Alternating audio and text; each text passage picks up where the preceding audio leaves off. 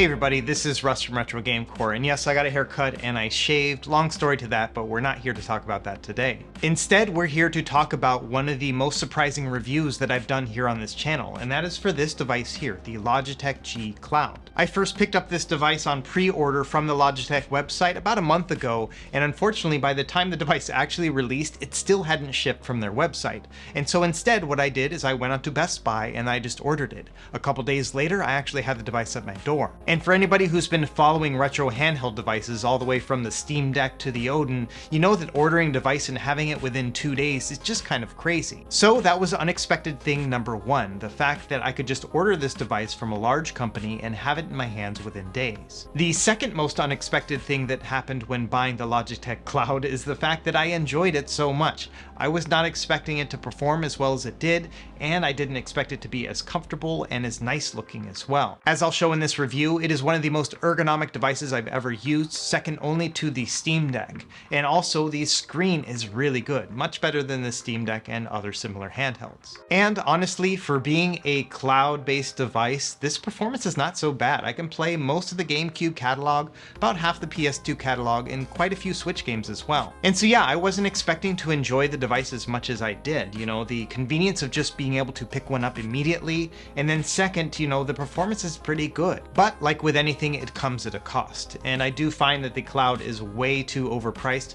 $350 for a handheld, that's very close to the price of the introductory Steam Deck. And when it comes to just sheer performance overall, this thing pales in comparison to that. And I do agree with all the reviews that are coming out right now that say this thing is too expensive. I don't think it's a $350 machine.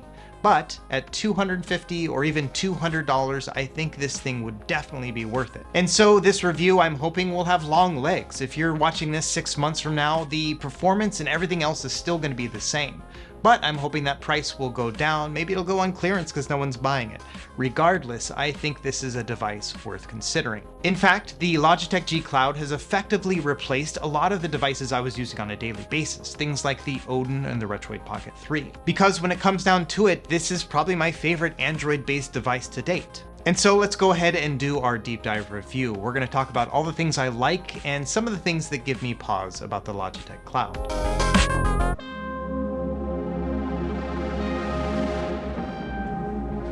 Okay, let's do a quick unboxing here. Not a lot to talk about. Inside, you're going to find a starter guide, an 18-watt charging brick, and a USB-C charging cable.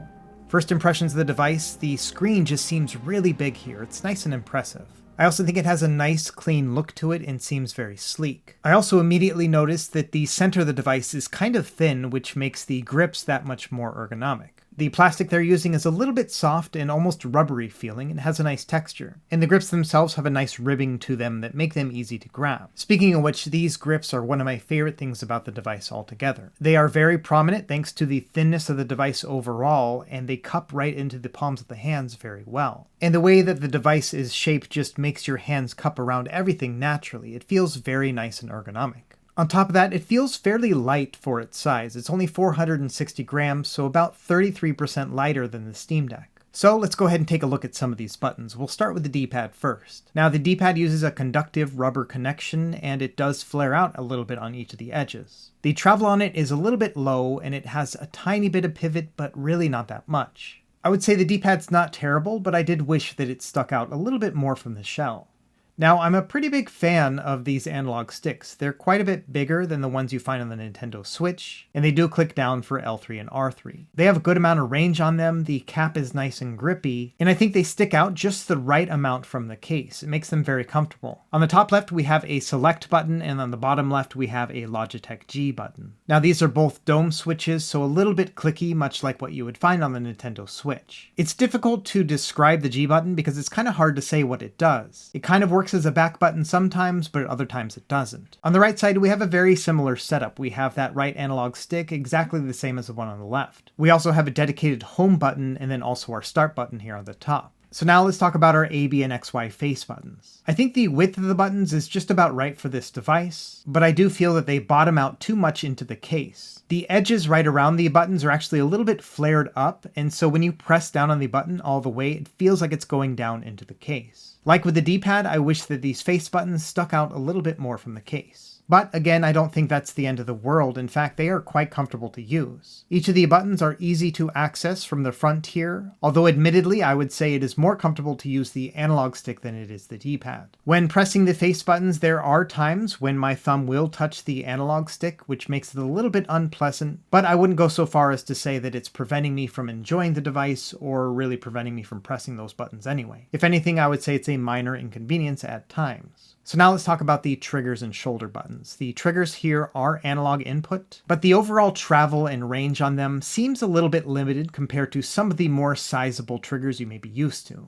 I think to improve upon the ergonomics here, they should have made the triggers a little bit deeper. But overall, I would say they still feel pretty good, and same thing with the shoulder buttons here. These have a soft click to them from a dome switch, and yeah, they feel really good too. So in a nutshell, when it comes to just overall feel of the buttons and the analog sticks and the triggers and shoulders, no complaints here. It's very good. Up top, we have some volume buttons and then a slider, which will put the device to sleep or power it off. And then on the far right, we have a micro SD card slot. Only disappointing thing here is that currently in this software, you can only format the card to FAT32. That's going to limit your individual file sizes to 4 GB or less. On the bottom, we have downfiring stereo speakers, a USB-C port for power and data, and then a headphone jack. Now let's take a look at this screen. There is a bezel around each of the sides here, but honestly it's not very prominent, especially compared to some of the other devices within this range. For example, the Steam Deck bezels are larger than this one here. Only other thing to mention about the overall hardware design, I'm not a huge fan of the yellow accents on the device. It makes the device look unique, but all the same, I think the shade of yellow here just looks a little bit cheap. I think something like a gray or maybe a green would have looked better here.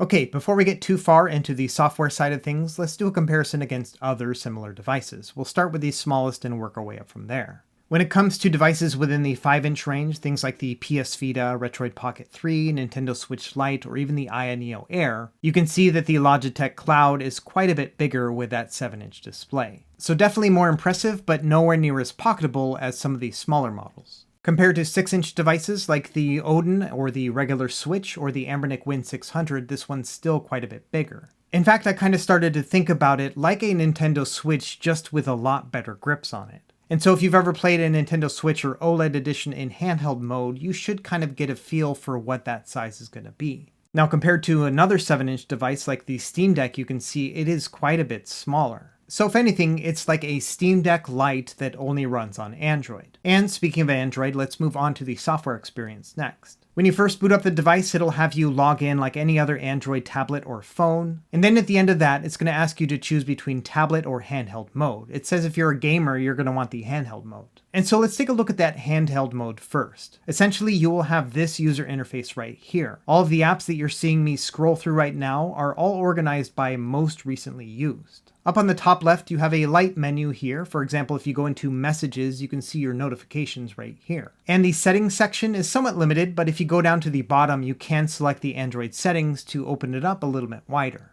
One nice feature about the handheld mode is that you can press start on any app and then you can add it to what they call the quick start. What that'll do is create a home row at the bottom of all of your favorite apps. And honestly, that's about it when it comes to the handheld side. Logitech tried to really streamline and simplify this whole process. But unfortunately, if you ask me, I think they simplified it too much. For example, no gesture controls will work while in handheld mode. So if you wanted to swipe down to see your notifications or swipe left in order to use a back button, you cannot do that while in handheld mode. And that becomes a real pain in the butt when you're trying to use an emulator and you're trying to exit out of the game so you can play a different game on that same emulator. And so unfortunately, even though they probably spent quite a bit of time making this handheld mode and simplifying the whole experience, I do not recommend using it. Instead, if you picked the handheld mode, I would recommend going over to the tablet mode. And you can find that in the settings under device information and then switch to tablet mode.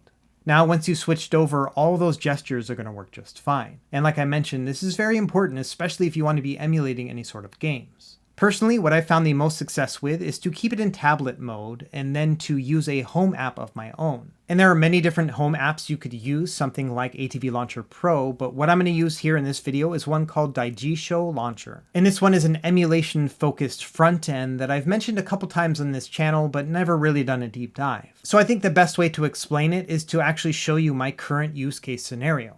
In general, I never turn off the device itself, I just keep it in sleep mode because the battery is so good. From there, it'll go into this front-end launcher, and I can navigate through each of my systems, then pick my game, and then launch them here. And setting up this front-end is actually very easy. Let me know in the comments below if you're interested in me making a guide about it. Either way, once you've got it all set up with your games and everything else, it'll launch into whatever emulator you choose. And then depending on the emulator, like RetroArch, I can press select and start and exit out of the game and get back into that menu. And the nice thing about this front end is it'll automatically scrape all of the media and everything else, so everything will look nice and pretty. On top of that, you can tab over to the highlights section and see your most recently played games. Or you can tab over to the apps and play some Android games or do some game streaming or pick out an individual emulator if you want to get into the settings. Finally, you can tab over to the settings panel, which will give you the Daijisho settings as well as easy access to the Android settings too. And so yeah, overall, very clean interface that you can navigate almost entirely using the D-pad and face buttons. And to be honest, after setting up my emulators, it probably only took me about 20 minutes to get this all set up. It is very simple. Now, one thing you may notice about this video is I'm not doing like a hardware spec section. Instead, I'm just going to talk about each of the specs as I'm playing the games.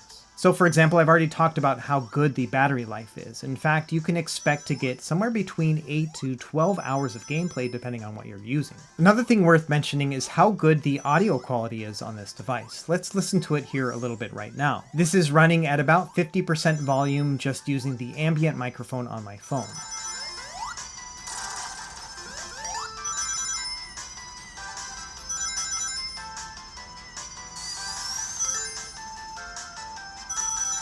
So yeah, honestly, despite the fact that it is using down-firing speakers, I think the audio on this is top-notch. A couple other hardware observations: the analog inputs with the triggers themselves work very well in my gamepad tester. They seem fairly balanced in the fact that pressing down about halfway will go to 50%, and then obviously pressing 100% will go to 100 as well. The analog stick inputs are a little bit weird. As you can see here, the cardinal directions kind of snap back every single time, but there is this kind of odd gap between the cardinal lines and then the diagonal directions themselves. What this could mean from a gameplay perspective is that it might feel very jumpy, like your character is walking and then immediately running. I personally haven't noticed that with my game testing, but if you're very sensitive to this kind of input, this might be something to be aware of. Honestly, when it comes to inputs, my only complaint here are the diagonals on the D-pad. Here I am pressing on the diagonals on what I would consider a normal amount of force. And as you can see, it will only register one of the two directions or neither of them. I really have to mash down on the buttons in an uncomfortable way in order for them to register at all. And so unfortunately, in certain use cases, this does translate to poor gameplay. For example, when it comes to fighting games, those where you would need to use a rolling diagonal like Street Fighter, it's unfortunately very difficult to pull off a fireball. In fact, it felt so unnatural to me that I just gravitated towards using the analog stick instead. And so if you're a D-pad fighting game kind of person, you probably aren't going to like this setup at all. Another time that I felt this was a disadvantage was when I was playing platforming games that do rely on diagonals, like on Celeste. In this segment here, what I'm trying to do is do a diagonal jump up over into that green little jewel, and then do another diagonal up and right onto the platform. But as you can see here, it's only registering as me pressing on the right button. And so yeah, in this use case, it was incredibly frustrating to not be able to control my character like I would expect. And so I think in those two specific use cases, you probably aren't going to have as good of a time as you should. But when it came to just cardinal directions, the D-pad was fine. Another misstep here is that the device has no video out capability. Here I am using a USB-C to HDMI adapter, and yeah, unfortunately it doesn't work at all. Now the USB port does work for power, obviously, and then also you can use it for data transfer if you want to move files from your computer. But unfortunately, no video out. Okay, with all the hardware stuff out of the way, let's start talking about the actual gaming experience on the Logitech Cloud. We'll start with Android games first, and this is kind of a mixed bag here. When it came to playing Android games that had built-in controller support, absolutely no problem here. The 1080p screen on this device is nice and vibrant and also very bright. And so when it comes to playing these Android games, absolutely no problem. Additionally, this Logitech device is also capable of gyro controls, as you can see here with Real Racing 3. When you try to step it up to some of the more high-end Android games like Diablo Immortal or Grid Autosport, you definitely have to turn down the settings to something along the lines of low video settings. So unfortunately, you have to find that balance between nice and pretty graphics and slow down gameplay. They're using an older mid-range chip called the Snapdragon 720G inside of here, and so unfortunately it's not going to be able to play the best and the brightest at the max settings. But I think in general it's pretty impressive at what it can play, and the games look very nice on this screen. But unfortunately, you're not going to be able to play every Android game under the sun. For example, the games that don't have controller support. Unfortunately, Logitech did not ship this with its own key mapping software. Generally, most of the Android handhelds, something like the Retro Pocket 3 or the Odin, they come with their own key mapping software. That's going to allow you to correlate specific button presses to tapping on the touchpad itself. And so it's usually a nice workaround for games like PUBG or Fortnite or Genshin Impact. But as it stands right now, you'll have to use a third-party key mapping app, or you'll just have to use the touchscreen controls. The problem with using the touchscreen is that the sides of the device are so large that it gets to be a little bit awkward. And so unfortunately, there are quite a few Android games that are touch-based that really aren't playable right now. And so we'll have to wait and see as to whether or not Logitech will do a firmware update that will include key mapping software. I also had some weird experiences with certain games. For example, with Shadowgun Legends, the triggers and shoulders did not register as buttons at all. And so I could move around the game just fine and everything looked great, but I couldn't actually shoot anybody, which kind of sucks. I had a similar experience with Oddmar. This is a game that noticed that I had a gamepad connected, but wouldn't let me actually register any of my buttons. And so unfortunately, this game was completely unplayable. So let's move on to the next use case. This is going to be local streaming using my PC at home. For this, I'm going to use the Moonlight game streaming app, and then I set the configuration to a 1080p 60 frames per second default. And so here I am running Hades through Steam via Moonlight streaming. You could do the same thing through something like Steam Link or Parsec. All of them are going to work about the same. I've always had the best luck with Moonlight game streaming, so that's my preferred one. Now the native resolution on my PC has been swapped over to 1080p as well, so that way there's no conversion happening here. It's just a 1080p signal going straight into 1080p on the device. And I gotta say, this whole experience was very impressive. Even though this is only using a 5 GHz Wi-Fi chip, I had no connectivity issues whatsoever. In fact, as I was playing these games, in general, I just forgot that I was streaming them from the PC. And so, depending on your home Wi-Fi network, you may have just as good of a time streaming onto this device as you would just playing on your PC. Personally, I think the combination of really great ergonomics, big and bright screen, and nice analog joysticks really makes this a pleasure to use. And so if you're in the market for a top-of-the-line home streaming experience, this is the one to beat right here. I definitely prefer this over something like the Retro Pocket 3 or the Odin because of the ergonomics and that nice large screen. Of course, you don't have to stream only PC games. You can run those high-end emulators from your PC and then stream them here as well. For example, here I'm running the Wii U version of Breath of the Wild from my home PC, and it's working just great here on the device. And Moonlight has a nice function where you can actually create apps for specific games. And so once you have these set up, not only are they going to open up the emulator, but they'll open up that specific game as well. So if you have one game in particular that you're trying to get through and you want to be able to launch it from the device, this is a great way to do that. This is also something that I recently figured out, so let me know if you'd like to see a video about this as well. Anyway, yes, when it comes to streaming those high-end emulators, something like Switch or PS3 or Wii U, then this would be a great solution. Obviously, you're going to need a PC that's capable of playing these in the first place, but if you want to play them in bed, this might be a great solution. Okay, so that's local game streaming from our PC. Let's try some local remote play using the PS5 and Xbox. We'll start with PS4 and PS5 using an app called PS Play. And this is a paid app. I think it's $5 altogether, but I have found that it is well worth it. Not only does it make the connection to your PlayStation very easy to use, but it's going to connect with your controller and you can adjust the bitrate very easily. And so here I am streaming God of War from my PS5 in 1080p with a 25 megabit per second bitrate, and it looks gorgeous.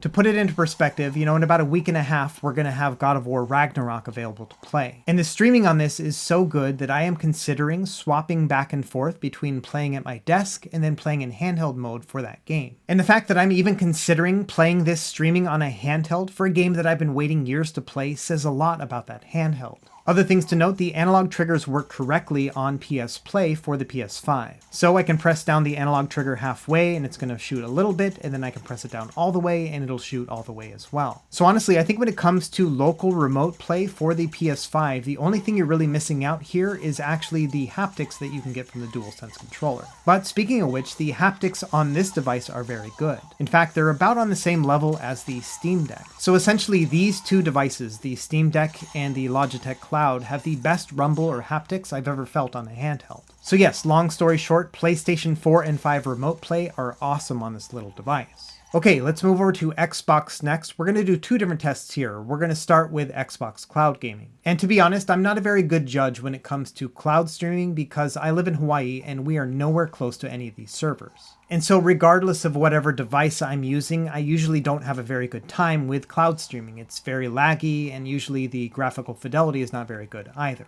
But overall, I would say the experience is pretty good. The buttons corresponded to what I would expect and the quality was just as good as any of the best places I've ever played it. So depending on where you live, if you've already tested out cloud streaming, say via your phone to see whether or not the signal is going to work well, then it should work just as well right here. Next, let's do a little bit of remote play using my Xbox Series S. So here I've logged into my Xbox and I'm just streaming it directly onto the device. And in general, I will say that the experience is pretty good. You know, everything looks good, it's nice and smooth, a little bit laggy, but not terribly bad. But I will say that the graphics here were noticeably worse than they were on the PlayStation. Part of that has to do with the app I was using on the PlayStation. I could actually up it to 1080p with a high bitrate. Unfortunately, with the Xbox app, it just kind of auto-corrects for you, and so because of that, the graphics just didn't look as good. And unfortunately, there is no third-party app that'll allow you to adjust these settings.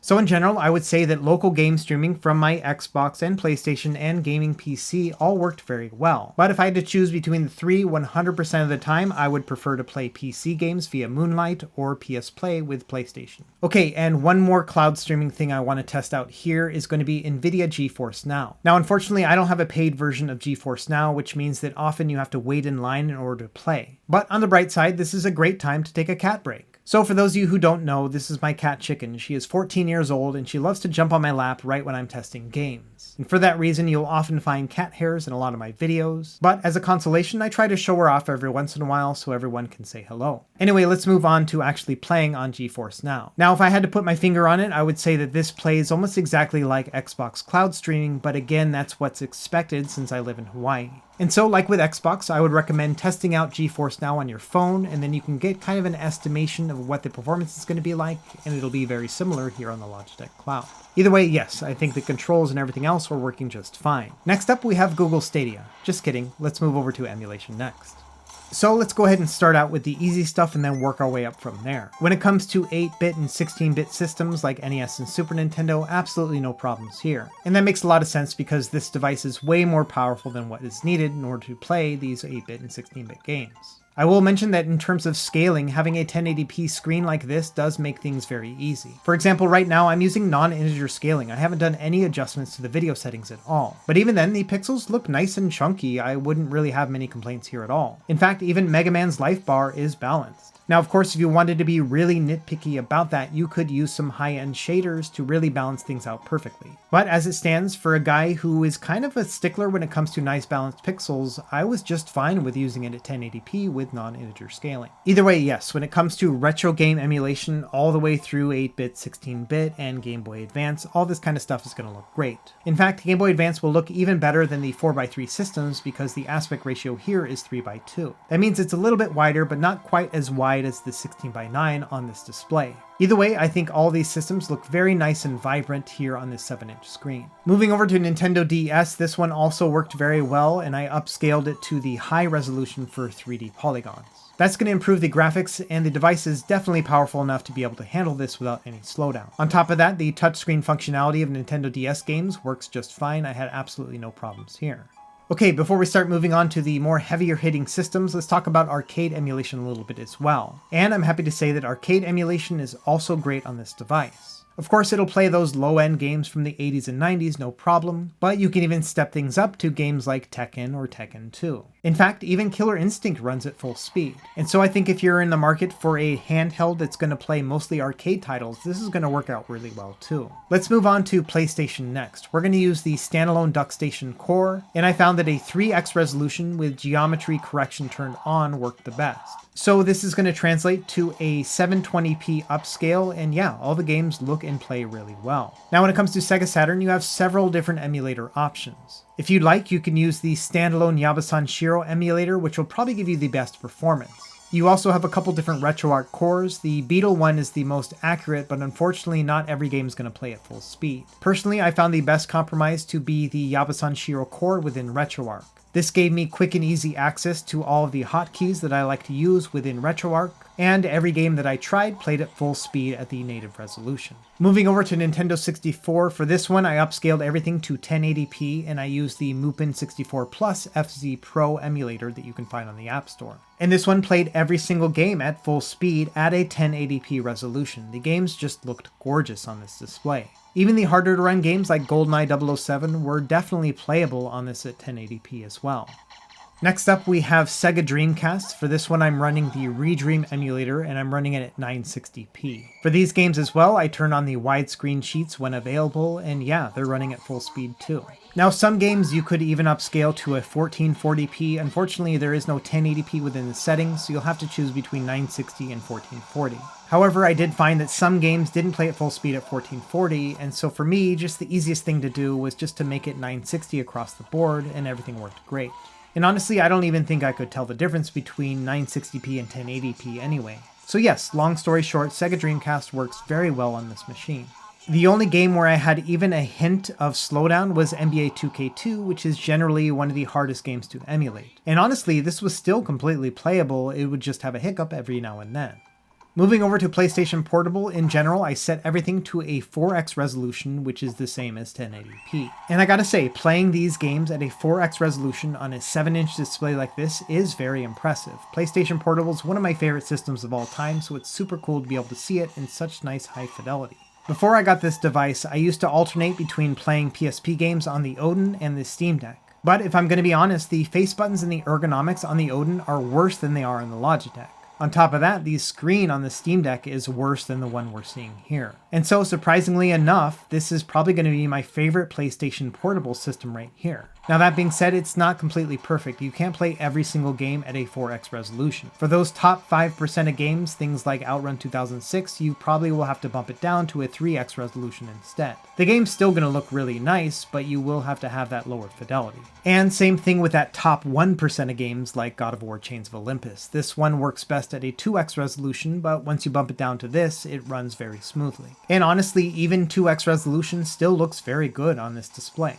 Okay, now we're going to start moving on to the systems that have somewhat mixed results. We're going to start with Nintendo 3DS. For this one, I'm using the Citra MMJ emulator, which I have linked in my Android guide, which will be in the video description below. And many of the games would run at full speed at a 1x resolution. The problem with that is that a 1x resolution looks pretty muddy on a large display like this. So instead, I found that I preferred using a 2x resolution, even though that would create some stutters here and there. But that being said, many games were completely playable, things like Metroid Samus Returns, New Super Mario Bros. 2, and even Ocarina of Time 3D. And so just based on my own testing, I would say at least 50% of 3DS games are going to run fine at a 2x resolution. You may not get 100% smooth gameplay, but for me, this is definitely playable. Now, plenty of other games, especially those that are more 3D graphics intensive, like Mario Kart 7, are not going to play at full speed. So I would say do not buy this device if you're specifically looking to play Nintendo 3DS, but you might be pleasantly surprised at what you can play on this. Okay, so next let's talk a little bit about Nintendo GameCube. When I first started looking at the specs of the chip that is found on this device, I was not expecting much. I think that I conservatively said about 25% of games are probably going to play well. Well, it turns out that this ran much better than I was expecting. Here I'm using the Dolphin MMJR emulator, and I'm playing most of the games at a 1x resolution. And I'm also using the Vulkan backend for most of these games as well. But honestly, that's about it when it came to adjustments to the settings. Now, admittedly, a 1x resolution doesn't look super nice on this display, but still, it's pretty cool to be able to play GameCube games on a device that I wasn't expecting to be able to play GameCube games. And I would say after a few hours of testing Nintendo GameCube here, just across the board with a 1x resolution and then not really adjusting the settings, I would say that about 75% of GameCube games are going to be fully playable. And the nice thing about the Dolphin MMJR emulator is that it has incremental resolution upgrades. And so if you like, you can upscale some games to a 1.5 resolution, which will definitely make them look a lot better, but not be as demanding as 2x.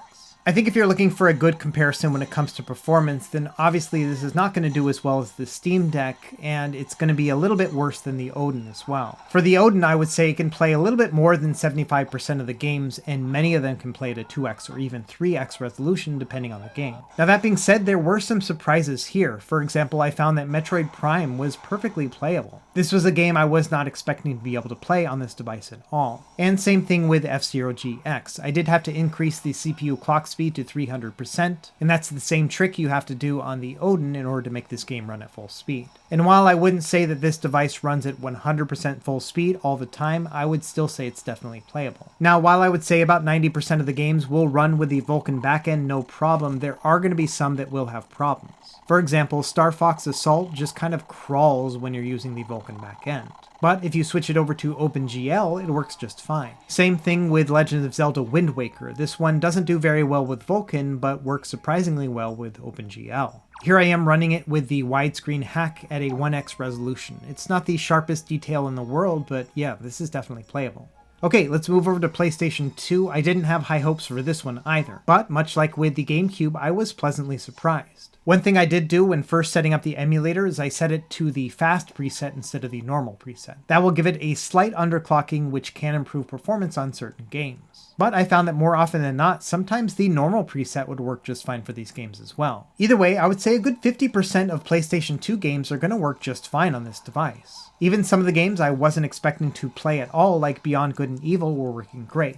The only major limitation when it comes to PS2 gameplay is the storage. Because the device currently limits you to a FAT32 file system, that means you can only transfer over games that are 4 gigs or less onto the SD card. And unfortunately, many PS2 games like God of War or Final Fantasy X are more than 4 gigs. What that means is your only choice of actually playing those games on this device is to put them on the limited internal storage. And unfortunately, that only has 64 gigs, and something like 20 of those gigs are already taken up by this system. And so really, if you want to play some of those larger PS2 games, you're going to be limited to only being able to store a couple of those at a time. Now, unfortunately, this isn't an issue with most of the other systems. This is only going to be PlayStation 2 and Wii that are going to have this problem. Everything else, Nintendo GameCube, Dreamcast, PSP, things like that, they're all less than 4 gigs, so you can throw as many of them as you'd like onto your microSD card. At that point, you're only limited by the size of the card. It's just kind of unfortunate that for PlayStation 2, you will be limited by that file size for a lot of games.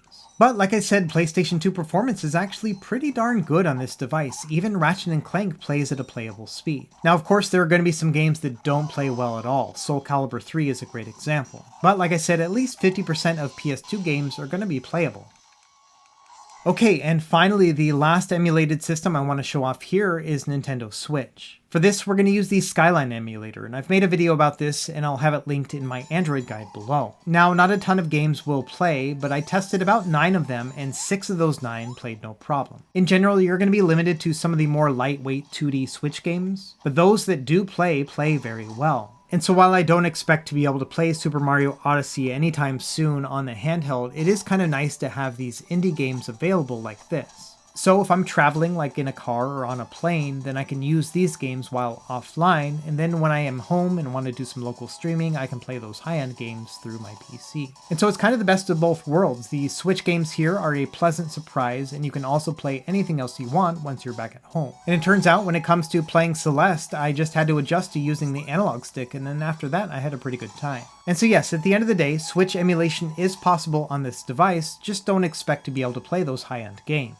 Alright, we've been at this for quite some time, so let's go ahead and start wrapping up what I like and what I don't like about the Logitech G Cloud. We'll start with what I like. Number 1, the build and ergonomics on this device are outstanding. In fact, they are better than any other handheld I own other than the Steam Deck. To put that into perspective, this has climbed all the way up the ranks of all my other retro handhelds because it's so nice to hold in the hands. And so while something like the Odin Pro is quite a bit more powerful than this device, I'm reaching for the G Cloud instead. Because at the end of the day, my interaction with the device through the buttons and the controls are really how I get a feel for it. And when it comes to that in particular, the screen and the ergonomics are the best combination that I've found to date. Another big factor here is the availability. It's super cool that you can go on Amazon or Best Buy and have this device in the matter of days. And I think as they start manufacturing more of these units, you'll just be able to walk into Best Buy or Target and just pick one up right there. Additionally, I really like the 7-inch 1080p display. Not only is the color accuracy very good, but it's nice and vibrant and bright. My only complaint about it is that it doesn't go quite as dim as some other displays like on the original Odin. Now, as we saw in my gameplay testing, local streaming on this is very good. In general, I found myself using it for PC streaming as well as PlayStation 5 gameplay the most. I also really appreciate the rumble and the haptics on this device. In fact, they're some of the best I've ever used. And as I showed earlier in the video, the audio is pretty great. It gets nice and loud and very crystal clear. And finally, as we saw, this is surprisingly good for emulation. I thought it would only be able to play about a quarter of the GameCube games, but it turns out that 3/4 of them play just fine. On top of that, we can play about half the PS2 catalog, and there's quite a few Switch games we can play too. Of course, everything else like PSP and below work really well, even upscale to 1080p. Now, of course, no handheld is perfect, and so let's talk about some of the things I don't like about the Logitech, because honestly, some of these are pretty significant. Number one is the price. At $350, that is inching very close to the price of the Steam Deck, which is much more powerful. On top of that, it's quite a bit more expensive than the cheapest Odin, which is $199. And so at $350, it's kind of in a weird place where it's not quite as powerful as some devices that are cheaper than it, and it's nowhere near as powerful as the devices that are closest in price. Another thing that I really didn't like about the device are the diagonals on the D-pad.